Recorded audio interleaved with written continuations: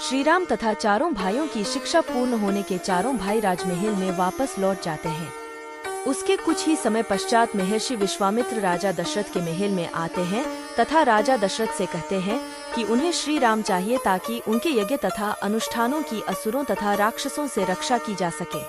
राक्षस हमेशा हमारे यज्ञ में बाधा डालते हैं और यज्ञ को पूरा नहीं होने देते, इसलिए हम राम को अपने साथ ले जाना चाहते हैं ताकि वह हमारे यज्ञ तथा अनुष्ठानों रक्षा कर सके। श्री राम तथा लक्ष्मण विश्वामित्र के साथ उनके आश्रम में चले जाते हैं, जहाँ पर विश्वामित्र श्री राम को बताते हैं कि एक राक्षसी ताड़का उनके हर यज्ञ में विघ्न डालती है तथा उसका विनाश करना आवश्यक है। यह माना जाता है कि राक्षसी ताड़का एक यक्षिणी थी। महापुराण में वर्णित है कि यक्षिणियाँ स्वयं माँ दुर्गा की शक्ति का अंश होती है, इसलिए वे बहुत शक्तिशाली होती है। इसलिए श्री राम और लक्ष्मण विश्वामित्र के साथ राक्षसी ताड़का के निवास स्थान पर जाते हैं और उसको ललकारते हैं। ललकार सुनकर राक्षसी ताड़का बाहर निकलती है और इन पर हमला करने लगती है। काफी समय तक युद्ध के बाद श्री राम अपने एक बाण से राक्षसी ताड़का का अंत कर देते हैं। उसके बाद विश्वामित्र श्री राम और लक्ष्मण को अपने आश्रम में ठहर आते हैं। अगले दिन जब ऋषि विश्वामित्र यज्ञ कर रहे होते हैं, तब सुबाहु तथा मारीच नाम के दो राक्षस उनका यज्ञ भंग करने के लिए कुछ राक्षसों को साथ ले आते हैं। लेकिन श्री राम और लक्ष्मण पहले से ही वहां यज्ञ की रक्षा में तैनात होते हैं और दोनों अपने दिव्य बाणों से सभी राक्षसों का अंत कर देते हैं। अहिल्या स्वयं ब्रह्मा देव की पुत्री थी। अत्यंत रूपवती होने के कारण देवराज इंद्र की नियत अहिल्या पर खराब हो गई। इसके पश्चात भी अहिल्या की शादी महर्षि गौतम से हो गई। इससे देवराज इंद्र बहुत क्रोधित हुए और उन्होंने उन दोनों से बदला लेने की सोची। एक रात देवराज इंद्र ने मुर्गे का रूप धारण करके ऋषि गौतम के आश्रम के बाहर जाकर बांग देनी शुरू कर दी। उसकी आवाज सुनकर गौतम को लगा कि सुबह हो गई है और वह प्रतिदिन की तरह अपना कमंडल लेकर गंगा स्नान करने के लिए चल पड़ते हैं। पीछे से देवराज इंद्र ऋषि गौतम का वेश धारण करके अहिल्या के पास चले जाते हैं और उसके साथ समागम करते हैं। जब ऋषि गौतम गंगा तट पर स्नान करने के लिए पहुंचते हैं तो उन्हें यह आभास होता है कि अभी सुबह हुई नहीं है, अवश्य ही किसी ने उनके साथ छल किया है। इसीलिए वह तुरंत अपने आश्रम की तरफ चल देते हैं। ऋषि गौतम अपने आश्रम पहुंचते हैं तो वह देखते हैं कि उन्हीं के भेष में एक व्यक्ति उनकी कुटिया से निकल रहा है। ऋषि गौतम परम तपस्वी थे, इसलिए वह छल वेश में भी देवराज इंद्र को पहचान जाते हैं और उसे कुरूप होने का श्राप देते हैं। यह सुनकर अहिल्या अपनी कुटिया से बाहर निकलती है। तब वह समझ जाती है कि उसके साथ छल हुआ है और अपने पति ऋषि गौतम के पैरों में गिरकर क्षमा मांगने लगती है। लेकिन क्रोध में भरे हुए श्री गौतम ने उन्हें क्षमा नहीं किया और तुरंत पत्थर में बदलने का श्राप दिया।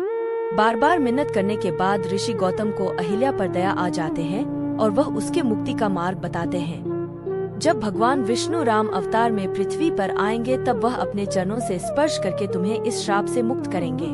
ताड़का वध के बाद जब महर्षि विश्वामित्र श्री राम और लक्ष्मण के साथ जनकपुरी की तरफ रवाना होते हैं, तब वह ऋषि गौतम के आश्रम से होकर गुजरते हैं, जहाँ पर वह श्री राम को अहिल्या की कहानी बताते हैं।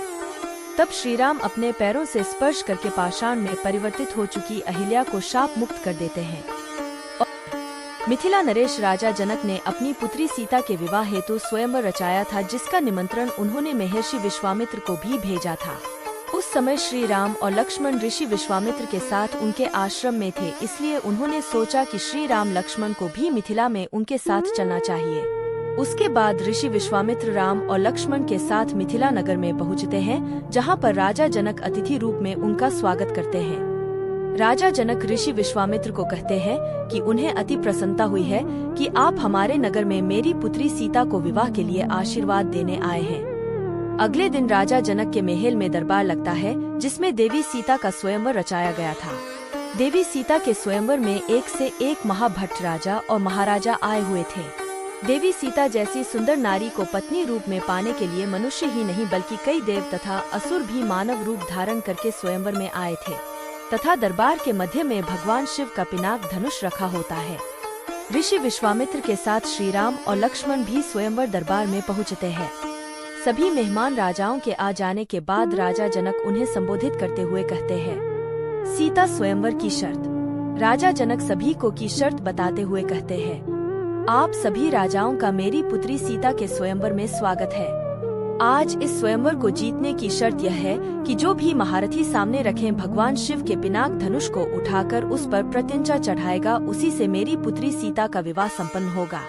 आथ आप सभी से अनुरोध है कि एक एक करके आए और भगवान शिव के इस धनुष को उठाकर और उस पर प्रत्यंचा चढ़ाकर अपने बलाबल तथा शक्ति का परिचय दें। राजा जनक की यह घोषणा सुनकर सभी राजा एक एक करके आते हैं और धनुष को उठाने का प्रयास करते हैं, लेकिन भगवान शिव के उस धनुष को उठाना या प्रत्यंचा चढ़ाना तो दूर, कोई भी राजा महाराजा उस धनुष को हिला तक नहीं पाया।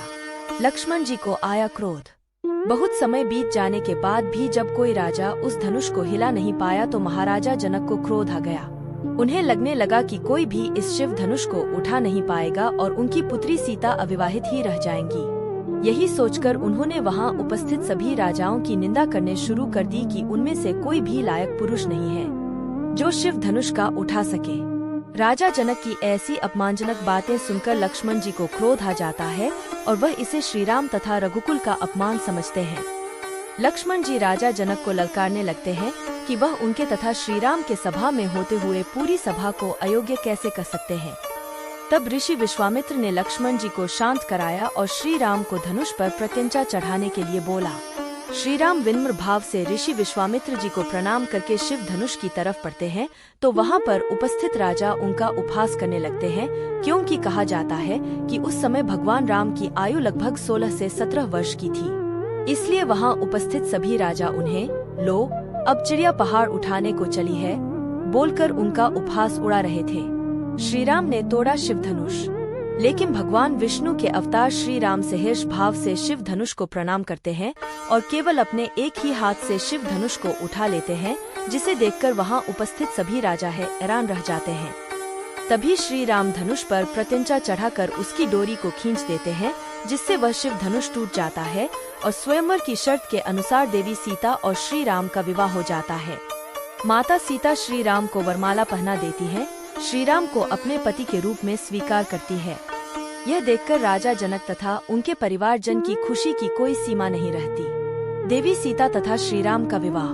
तब राजा जनक ऋषि विश्वामित्र को बधाई देते हुए उनका अभिनंदन करते हैं तथा श्री राम और देवी सीता के विवाह के आगे के कार्यक्रम के बारे में पूछते हैं। ऋषि विश्वामित्र राजा जनक को कहते हैं कि हे जनक, यह विवाह तो शिव धनुष के अधीन था। तुम धनुष टूटते ही है, विवाह तो हो चुका है, लेकिन फिर भी आपने कुल के रीति रिवाज के अनुसार ही आगे का कार्यक्रम बनाइए। ऋषि विश्वामित्र के कहने पर जनकपुरी से राजा दशरथ के पास संदेश भेजा जाता है तथा उसके बाद दोनों परिवारों के द्वारा विचार करके राजा दशरथ के चारों पुत्रों का विवाह राजा जनक की चारों पुत्रियों से निश्चित कर दिया जाता है, जिसमें श्रीराम के साथ देवी सीता, भरत के साथ मांडवी, लक्ष्मण के साथ उर्मिला तथा शत्रुघ्न के साथ श्रुतिकीर्ति का शुभ विवाह संपन्न किया जाता है। अपने चारों पुत्रों के विवाह के पश्चात राजा दशरथ का एकमात्र सपना था कि वह अपने ज्येष्ठ पुत्र राम को अयोध्या नगरी का राजा बनाए। इसलिए राजा दशरथ ने अपने कुल गुरु वशिष्ठ से विमर्श करके राम का राजाभिषेक निश्चित किया। राम के राजाभिषेक के लिए तैयारियां शुरू कर दी गई तथा पूरी अयोध्या नगरी की जनता अपने नए राजा को पाने के लिए उत्साहित थे। श्री राम हमेशा से ही जनता तथा अपने परिवारजन के प्यारे थे, लेकिन शायद नियति को कुछ और ही मंजूर था, जिस वजह से राम की सौतेली माता राजा दशरथ की दूसरी पत्नी महारानी कैकेयी की दासी मंथरा ने उनको उकसाया। मंथरा ने रानी कैकेयी के मन में यह भ्रम पैदा किया कि राजा दशरथ उनके पुत्र भरत को ननिहाल भेजकर श्री राम को राजा बनाने के प्रयत्न कर रहे हैं। तब मंथरा ने कि वह राम की जगह अपने पुत्र भरत को अयोध्या का राजा बनाए। तुम्हारे पास अभी भी समय है, तुम चाहो तो राम की स्थान पर अपने पुत्र भरत को अयोध्या का राजा बना सकती हो। रानी कैकेयी के 2 वचन।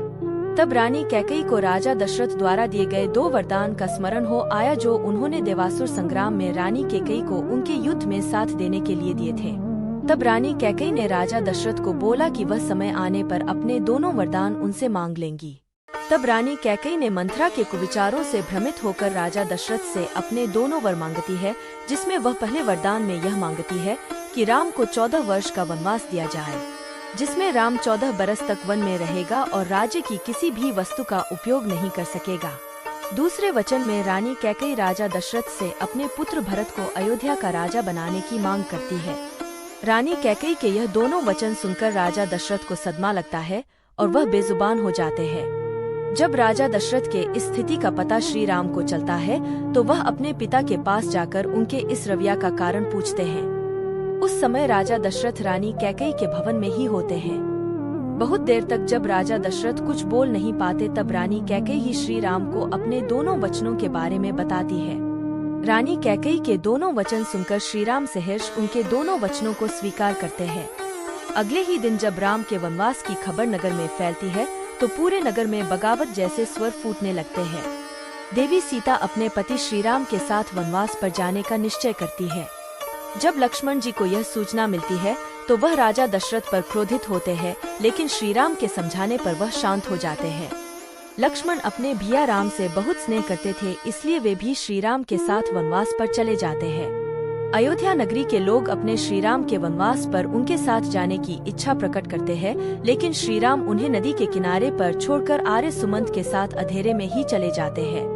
वन पहुंचने के बाद श्री राम सबसे पहले अपने मित्र निषादराज के पास पहुंचते हैं। एक दिन उनके पास बिताकर वह लक्ष्मण और सीता के साथ 14 वर्ष के वनवास पर निकल जाते हैं। श्री राम के पिता दशरथ की मृत्यु। श्री राम के वनवास जाने के कुछ ही दिनों के बाद उनके पिता राजा दशरथ अपने पुत्र राम के वियोग में अपने प्राण त्याग कर स्वर्ग सिधार जाते हैं।